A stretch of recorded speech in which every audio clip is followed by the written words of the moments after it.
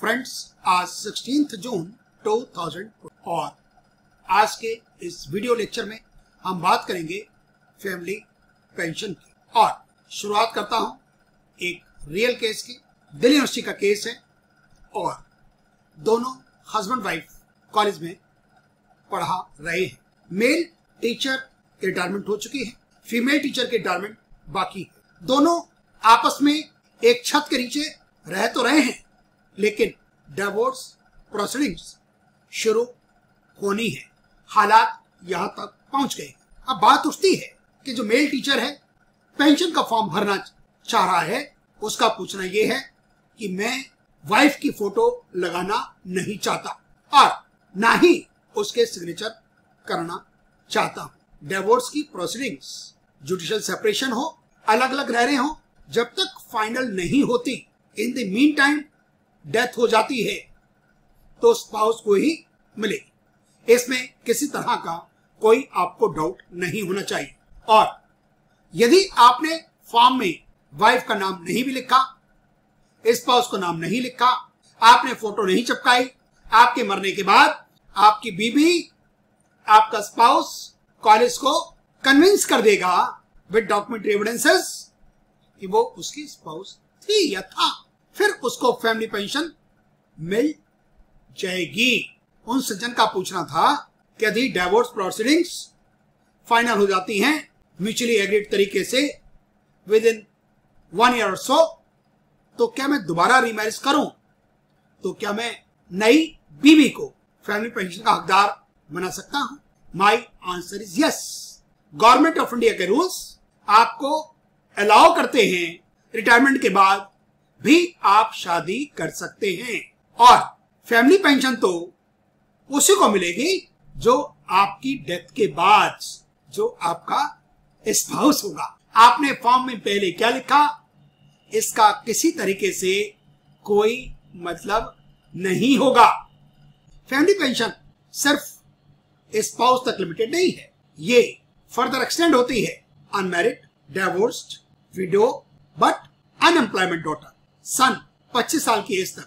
यदि हैंडीकैप्ड है कोई चाइल्ड तो जिंदगी भर तक। ब्रदर सिस्टर डिपेंडेंट हैं, वो भी इसमें काउंट आते हैं, लेकिन हायरार्की है।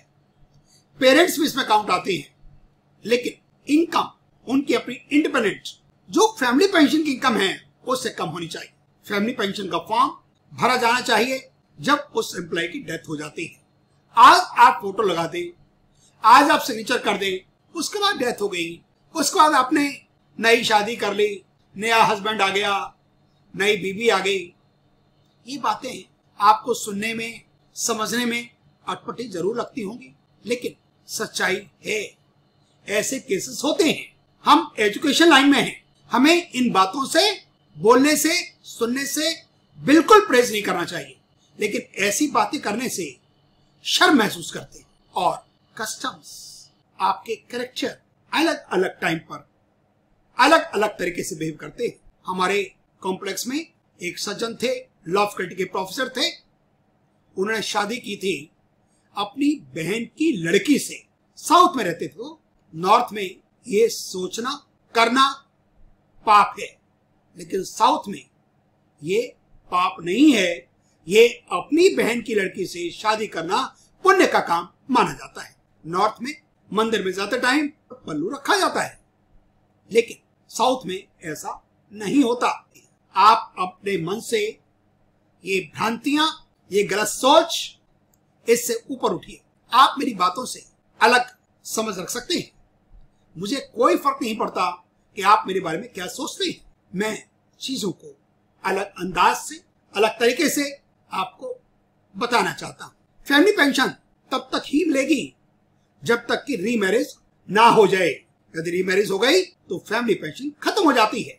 हमारे कानून की किताब में यह भी लिखा है मोर देन 1 वाइफ हो सकती है तो उसमें फिर फैमिली पेंशन शेयर होती है।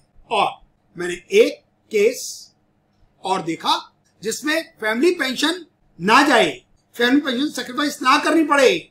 उन प्रोफेसर साहब ने एक MOU साइन किया और जब ये बुढ़ापे में मैरिज, बुढ़ापे में शादी की बात सोचते हैं तो देखा ये गया है पुराने दोस्त, पुराने कोलीग्स, पुरानी जान पहचान काम में आती है। उनका साथ ताल्लुकात आपके 30 साल पुराने, 40 साल पुराने हैं और आप बहुत जल्दी अपने आप को उनके साथ कर लेते हैं। उस केस में क्या हुआ, अपनी वाइफ की फैमिली पेंशन नहीं छोड़ी और जो सज्जन थी, जो लेडी थी, उन्हें अपनी हस्बैंड की पेंशन मिल रही थी। वो डिफेंस में थे। दोनों ने MOU साइन किया और अपनी अपनी प्रॉपर्टी अपने पास रखी, अपने बच्चों के लिए रहे, लेकिन ऑफिशियली हस्बैंड और वाइफ ना बनते हुए यदि आप एक बार अपने ऑफिस को इंटीमेट कर देंगे कि मैंने शादी कर ले, तो आपकी फैमिली पेंशन रुक जाएगी। This is the law. और ये कॉलेज वाले जिस तरह से लाइफ सर्टिफिकेट लेते हैं ना, उसी तरीके से इसकी डिक्लेरेशन में लेते हैं कि आपने रीमैरिज तो नहीं कर ली।